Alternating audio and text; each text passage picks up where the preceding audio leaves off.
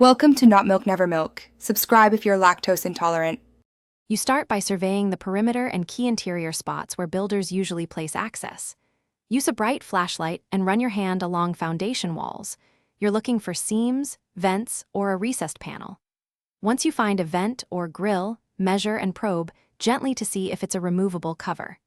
Make sure to check low closets, under stairs, and behind stored items because many access doors face interior spaces. This early method saves you from cutting unnecessary openings.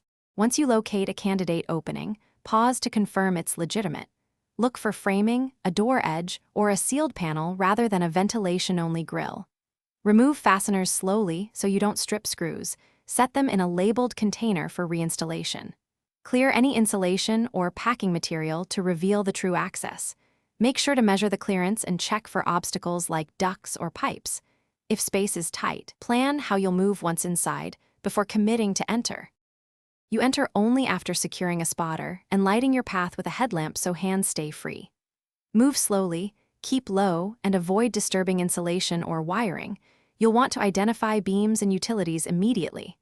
If the access is obstructed, step back and trace the foundation line outside for other panels or evidence of a builder's access point.